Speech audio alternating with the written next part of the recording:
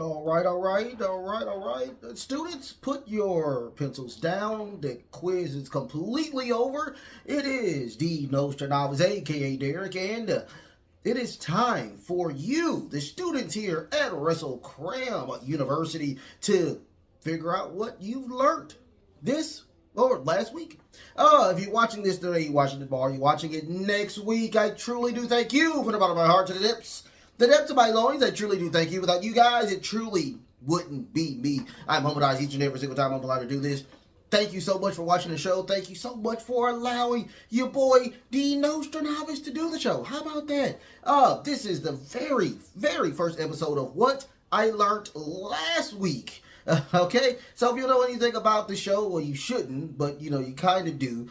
I put out a feed last Sunday for you guys to let me know what you learned last week. So we're going to talk about it. We're going to have a great time. Usually I'll put my last 2 cents of those as well. But don't forget to like, share, and subscribe. You guys like, share, and subscribe. Also, hit that notification bell. You can always do that. That does help me out. Help you out as well. As soon as the show posts, you can most definitely get the likes in or whatnot. So you can always do that. Don't forget, I'm on the X or Twitter. I'm on TikTok as well, and I'm on the Facebooks. I do have my own Facebook group club called Wreslting Super Club, so you can go check me out over there as well.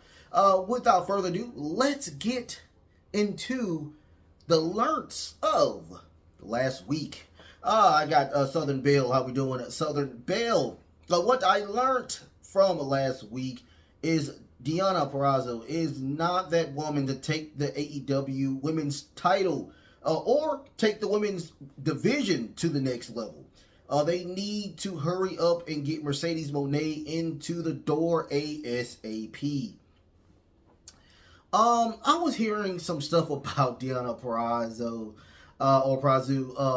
in NXT, and they just didn't know what to do with her. They didn't have a story or a character development with Deonna. And unfortunately, I will say this as well. I know there are some Deonna Purrazzo fans out there. I don't see the it factor with Deonna Purrazzo. I just don't.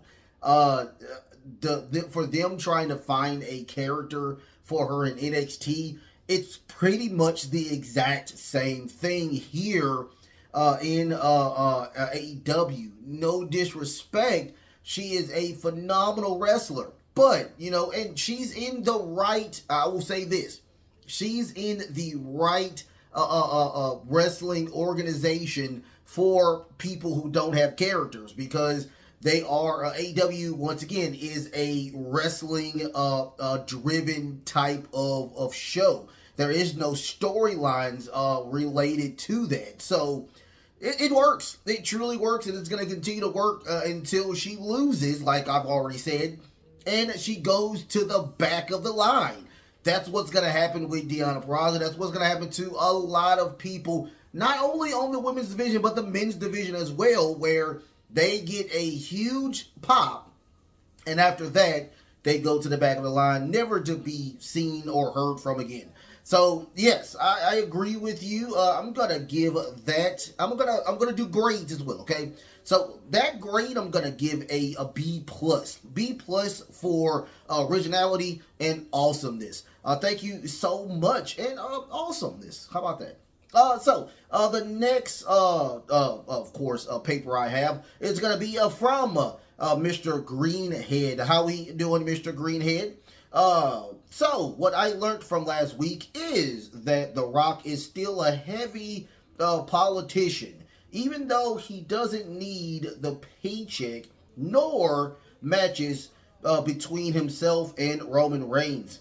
I'm going to give that grade a C. I'm gonna give it a C plus, because I truly think that him politicking to get to the top isn't bad, because you're literally supposed to have some type of politics in the WWE. Without the politics, we wouldn't have that huge run with Hollywood Hulk Hogan, even though Hogan is a piece of trash. without him, we wouldn't have a really awesome NWO. And also with the heavy politicking of Stone Cold Steve Austin, we wouldn't have that reign as well. Also with Shawn Michaels and HBK. I said Shawn Michaels and HBK. Shawn Michaels and Triple H. So I understand where you're coming from. He does not need the money, nor does he need the match with Roman Reigns. I'm happy that they did kind of pivot to, I don't know, plan B or C with Cody actually trying to attempt to finish the story. That is a great thing. I'm happy that they have done that. That is a smart move. Now, we will see what happens if we do still get a match with The Rock. It looks like we may get a match with The Rock and Cody Rhodes the way it's looking. And I can't wait to see if that does happen. So, yes, I'm going to give your paper a C+ because I truly think that it was, you're there. But, you know, once again, I will say without politics or politicking in any type of wrestling organization, you wouldn't have the likes of a lot of these people. So, I mean, there you go. Thank you so much for your paper, Mr. Greenhead. I have another paper, an early paper from another Southern Belle. How we doing at Southern Belle? What I learned last week is that Nia Jax can beat anybody in the entire women's division. And the crowd would be okay with it. She is that over. I'm going to give that paper A+ because I truly think that Nia Jax is completely over. I truly think that Nia Jax can beat anybody in the women's division. I'm talking about SmackDown, NXT, and the Raw brand. I truly think that she's really good. I truly think it's just not her time right now. Rhea Ripley is killing the game, and Io Sky with the Kabuki Warriors, Kairi Sane and Asuka are doing phenomenal works. Now, if she goes back to NXT, I truly think that she would have a really great run over there. I really do think that. I'm smiling because I truly think that that may be one of the cases that may just have for her to do. And it'll be a smart thing because they did it with Becky Lynch, and man, did the ratings go up. So I would really like to see that. But Nia Jax is doing phenomenal work. I love that they brought her back. She did a great job with handling Rhea Ripley. I can't wait to see what happens in this match at Elimination Chamber. It's going to be a really fun, entertaining type of match. But we do know that Nia is not going to take that title from Rhea Ripley. It's truly going to be... I don't even think Becky Lynch is going to do it.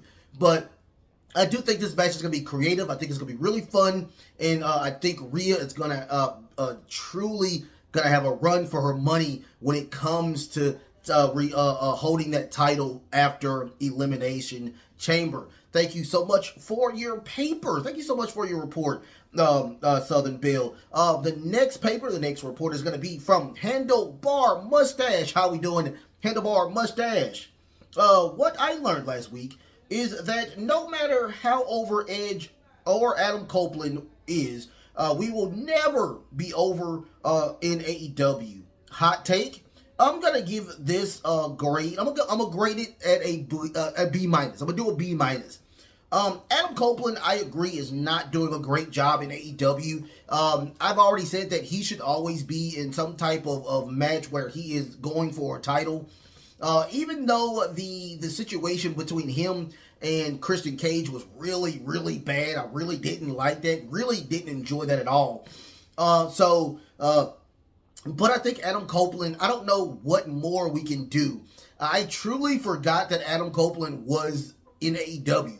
But I guarantee that he's getting a lot of money. I guarantee that it's a lot of fun that's going on over there. So, I mean, let him have fun. Let him eat his cake. How about that? But I truly think that AEW truly, I think, dropped the ball with the Adam Copeland situation. Hopefully they can turn it around. But once again, I did hear that Adam Copeland does have a lot of sway over his creative. And if this is how I think that is going to happen, this is not going to be a very fun situation going on or going forward with Adam Copeland. But once again, I do give it a B-. Thank you so much for your paper, for your report, Handlebar Mustache. The next report in the paper is going to be from Laurel. How we doing, Laurel? What I learned last week is that Cody and Seth feud has dropped down to third best storyline because Bayley and Io Sky have shot up to second best. I'm going to give this a C minus. I truly don't think that. I would love to. I think the Io Sky Bayley needs a little bit more tweaking. I do love the storyline. I do think it's third best. I want to see what Dakota Kai, who she really is going to give allegiance to, because it looks like this may be a swerve. It may be a swerve, no pun intended, that she may stay with the Io Sky, because, you know, they came in together. So we'll see what happens with that. It's very fun. It's very entertaining. We will see.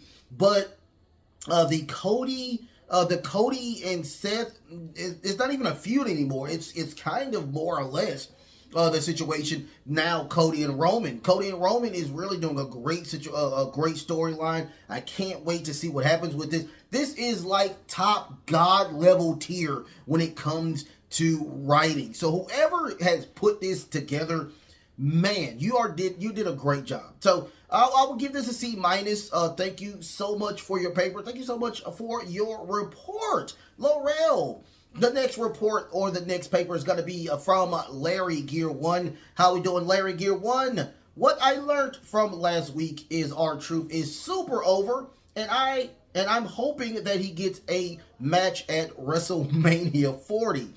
I'm going to give this a B+++. I truly think that R-Truth is completely over. And yes, I truly do think that he deserves a match at WrestleMania 40. What type of match? I truly think that he should go for those tag titles against Judgment Day. I don't think Judgment Day is going to lose to I forgot who they're facing. I think it's going to be Tyler Bate and Butch. I think it's going to be those two. I said Butch, but it's not Butch anymore.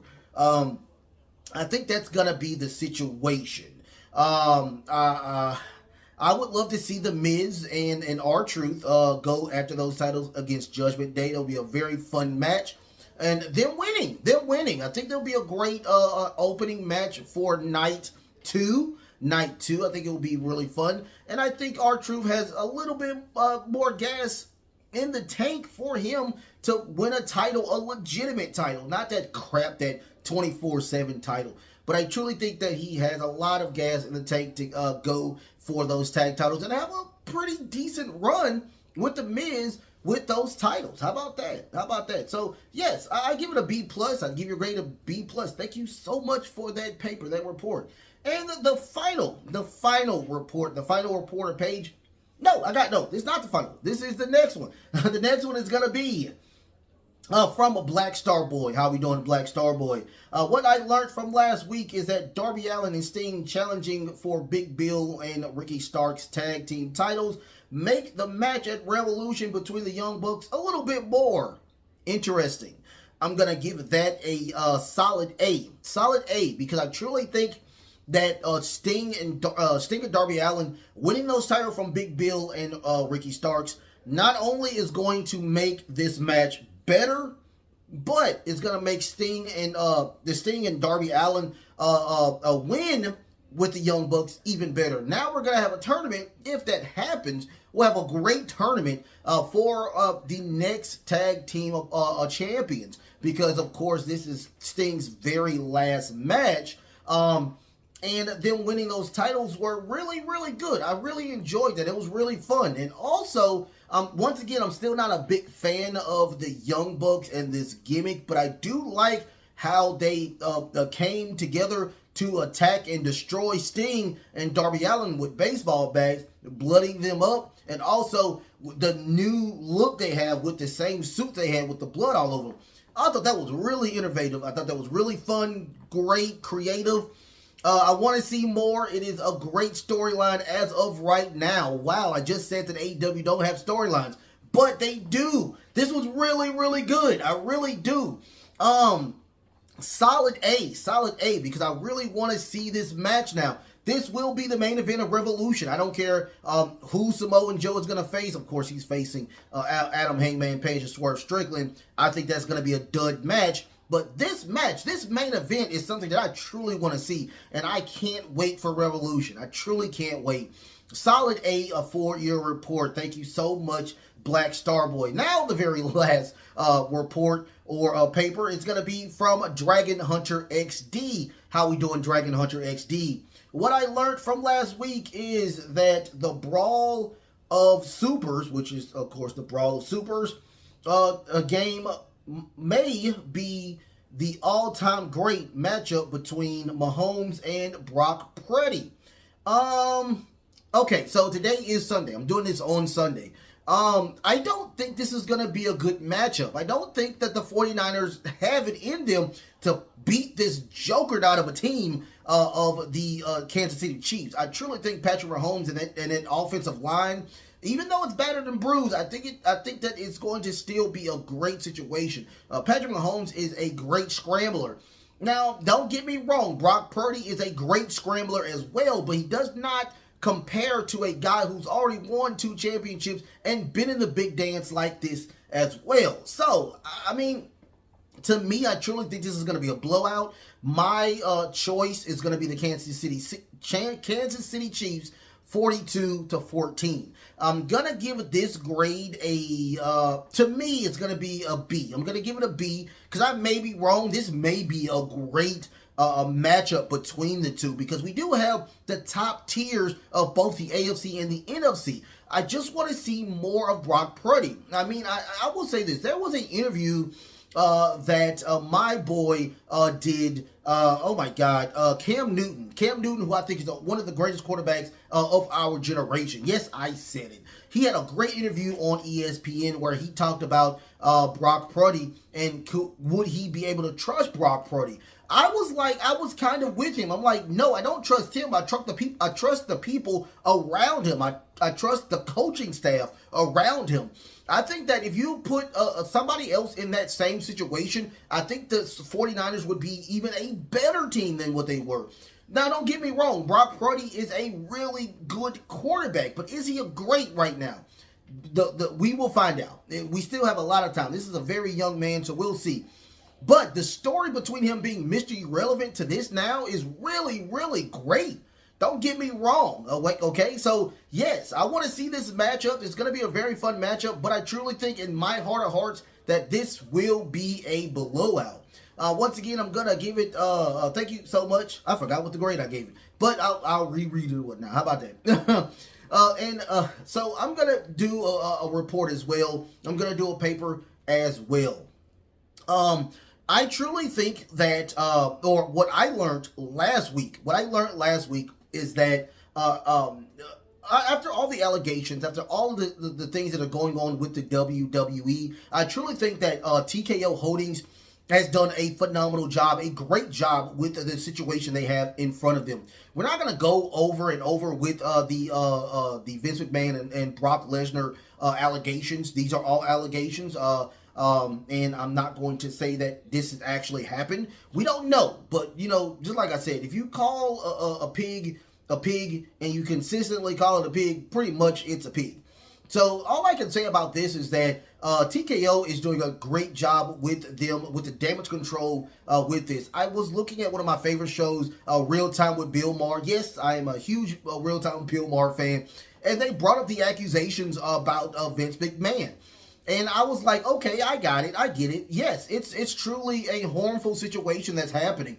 But, Vince McMahon is no longer there, but he still has 12% of stock there. Not a lot to really quake over, but I can honestly say that with Triple H in the front of the car, driving the car as of right now, I truly think that this is going to be a very smooth transition from Vince McMahon to Triple H. Not only having the other people there, hopefully The Rock as a board member as well can help and navigate through this treacherous time as well. WrestleMania 40 I think is going to be one of the greatest spectacles of all WrestleManias, and this is going to be the very first Triple H own WrestleMania. So we will see how fun this is going to be. I truly respect TKO Holdings for what they have done. I'm happy that Triple H is in the front of the car driving this as the leader of the WWE. Hopefully we get, and Nick Khan. Let's give a shout out to Nick Khan as well.